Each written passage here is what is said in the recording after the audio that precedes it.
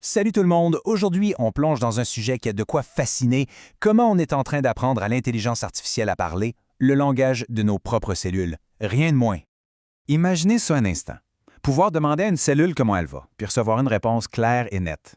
Ça sonne comme de la science-fiction, hein? Ben, cette citation-là de Google Research, c'est pas juste un rêve. C'est carrément la promesse au cœur de la technologie qu'on explore ensemble aujourd'hui. Bon, le problème de base, il est là. D'un côté, on a l'intelligence artificielle, les fameux grands modèles de langage qui comprennent nos mots, nos phrases. Et de l'autre, on a la biologie cellulaire, qui nous donne une tonne d'infos super riches sur le vivant. Le hic, c'est que ces deux mondes-là, ils se parlent pas du tout. Et regardez, c'est ça le fossé. L'IA, elle a appris avec des livres, des articles, du langage humain, quoi, structuré. Mais une cellule, elle nous donne une liste de noms de gènes. C'est comme essayer de lire un livre où il y aurait juste une liste de mots, sans phrase, sans ponctuation. Pour une IA, c'est juste une suite de caractères qui veut rien dire. Alors, la grosse question, c'est comment on fait pour traduire ça? Comment on prend cette liste de gènes un peu chaotique et on la transforme en quelque chose qu'un modèle d'IA peut non seulement lire, mais vraiment comprendre?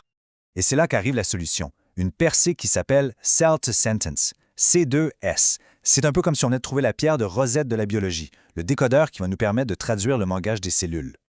Puis l'idée, honnêtement, elle est brillante dans sa simplicité. C'est tout simple. On prend les données brutes de la cellule, on regarde tous les gènes, et on les classe du plus actif au moins actif. Et voilà, cette simple liste ordonnée, ça devient ce qu'on appelle une phrase cellulaire. C'est l'ordre des mots, l'ordre des gènes, qui devient la grammaire. Tout d'un coup, il y a une structure que l'IA peut saisir. C'est ça, le concept central, la phrase cellulaire. On passe d'une liste de mots en vrac à une phrase qui a un sens. C'est vraiment la clé qui ouvre la porte. L'ordre des gènes, c'est la nouvelle syntaxe, la nouvelle grammaire de la biologie pour l'IA. OK, mais est-ce que cette traduction est fiable? Est-ce qu'on perd de l'info en cours de route? Ben, pas vraiment. Le chiffre de 81,5 % qu'on voit ici, ça veut dire que le processus est super robuste. On peut prendre une phrase cellulaire, la retraduire en données biologiques et on retrouve plus de 80 % de l'information de départ. C'est une excellente traduction, en fait. Bon, l'IA sait lire le langage des cellules. C'est une chose, mais est-ce qu'elle est capable de le parler, de créer elle-même? C'est là que ça devient vraiment intéressant. Les chercheurs ont voulu voir jusqu'où ils pouvaient pousser ça. Et les résultats sont assez fous.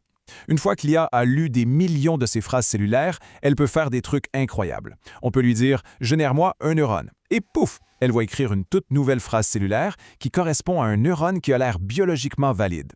Ou à l'inverse, on lui donne une phrase et elle nous dit « Ah, ça c'est une cellule de peau » et elle peut même résumer ce qui se passe à l'intérieur en langage clair.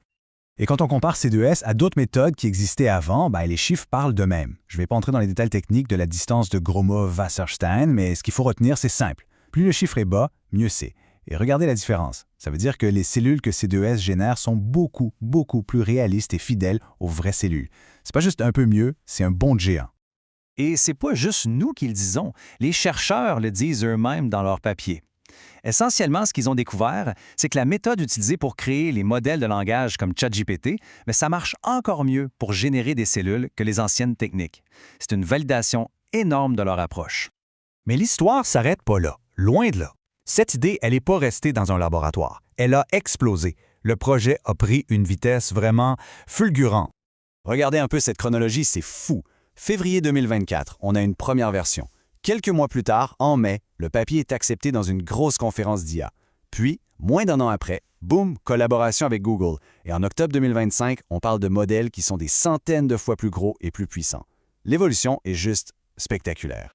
Et cette nouvelle étape, ça s'appelle C2S Scale. Le partenariat entre Yale et Google Research, ça change tout. Ça veut dire qu'on n'est plus dans la petite expérience de labo. On est rendu dans les ligues majeures avec des moyens et une ambition qui sont complètement à une autre échelle. OK, mais concrètement, à quoi ça va servir tout ça? Mais c'est là que ça devient vertigineux. On parle d'accélérer la découverte de nouveaux médicaments de façon radicale, de pouvoir un jour créer des traitements sur mesure pour une personne en particulier, d'aider les scientifiques à comprendre des maladies complexes comme jamais auparavant. C'est potentiellement une révolution en médecine. Donc, pour conclure, ce qu'on a vu avec Cell to Sentence, c'est beaucoup plus qu'une nouvelle technique. C'est une toute nouvelle façon de voir les choses. On vient d'ouvrir une porte. En gros, en apprenant à l'IA à parler le langage de la biologie, on vient de créer une ligne de communication directe avec la vie elle-même, avec les plus petites composantes de notre corps. Et ça nous laisse avec une question assez incroyable pour finir. Si on pouvait vraiment avoir cette conversation, si on pouvait poser n'importe quelle question à nos propres cellules et avoir une réponse, qu'est-ce qu'on leur demanderait en premier?